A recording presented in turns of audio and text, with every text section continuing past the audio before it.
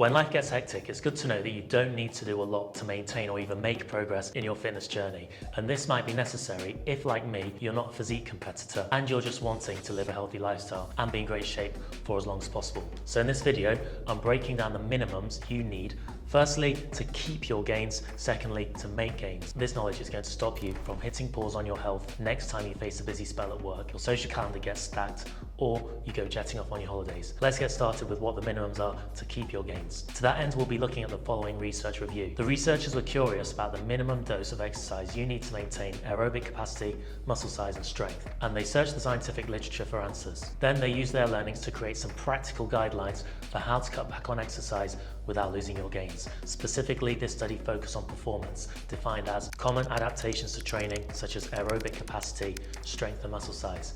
Here are the three key elements: frequency, volume, and intensity. And here's how each is defined. Frequency, the number of sessions you complete each week. Volume, in terms of aerobic capacity, the total time spent on the activity. For example, 30 minutes of running, or in terms of strength, the total number of sets you perform, assuming the number of reps per set remains consistent. This volume usually refers to the number of reps across all sets. Finally, we have intensity. In terms of aerobic capacity, this is measured by the percentage of your maximum heart rate or the pace at which you exercise. And in terms of strength, it's measured as a percentage of your 1 rep max. For example, lifting 80% of your 1 rep max, or the maximum weight you can lift for a specific number of reps. In terms of aerobic capacity, the maximum amount of oxygen your body can utilize during intense exercise, the researchers suggested the following guidelines. Option 1, train 2 days per week while maintaining your usual volume and intensity. So for example, if you are running 4 8K runs per week at a 5 minute per kilometer pace, you could cut back to 2 days per week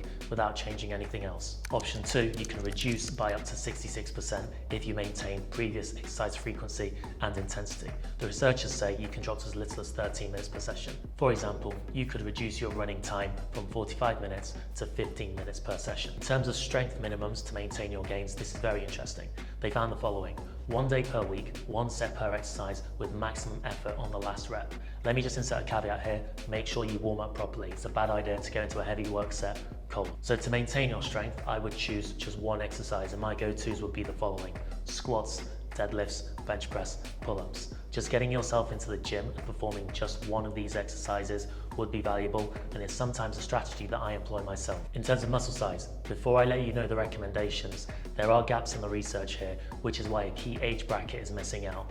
That being said, the guidelines are as follows: 20 to 35-year-olds, frequency, 1 day per week. Intensity, max effort on your final repetition, or at least as high as it was previously. For 60 to 75-year-olds, frequency, 2 days per week.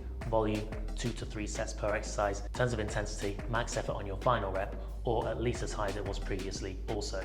Something else to add in relation to strength maintenance. This study by Bickel and colleagues found that strength could be maintained for up to 8 months, even when training volume was reduced to just 1/9 of previous levels, and this applied to both older and younger trainees. The takeaway is this: the maintenance requires far less effort than building from scratch. So when it comes to strength and muscle, it doesn't take much to maintain your progress. Your routine of 3 times 20 minutes of cardio, 3 times full body gym sessions, lasting an hour each, can be streamlined into just 1 30-minute cardio session and 3 20-minute gym sessions.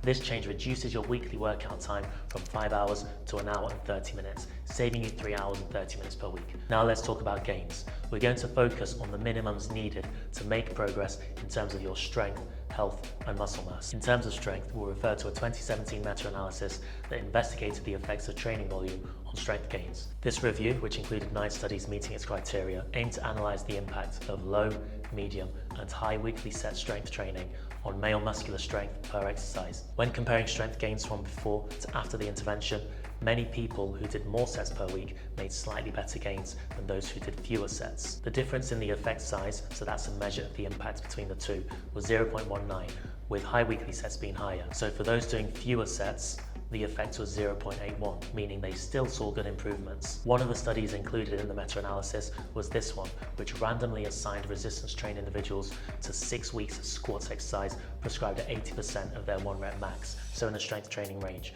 using either 1, 4, or 8 repetitions to failure, performed twice per week. The 1 set group still saw improvements in strength after 10 weeks of training. That being said, the question is, How will you respond to doing fewer sets, and what's your best chance of making gains? For an exercise such as a deadlift, you can perform 2 sessions per week. Perform your warm-up and warm-up sets, you can see the video I've created on that one, and then perform 1 heavy working set for 1 to 5 reps, taking this to RIR 1 or 0.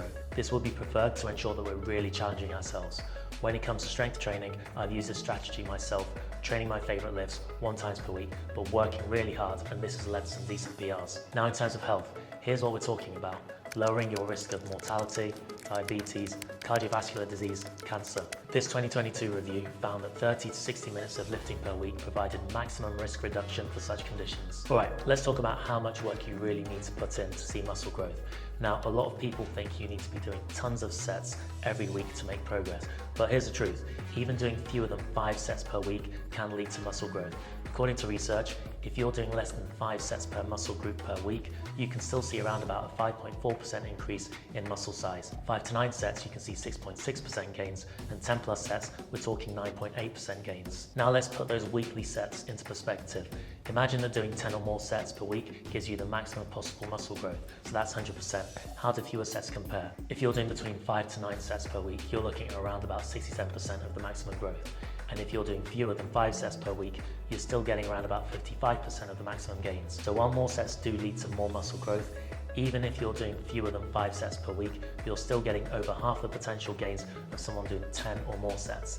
It's all about finding what works best for you and your schedule and staying consistent. I would say that picking an exercise with a relatively heavy weight that you can take to RIR 0 or 1 for 6 to 10 reps will be a good way to go. And I'd always prioritize compound movements and warming up before performing your 1 to 4 heavy work sets. So what's the takeaway?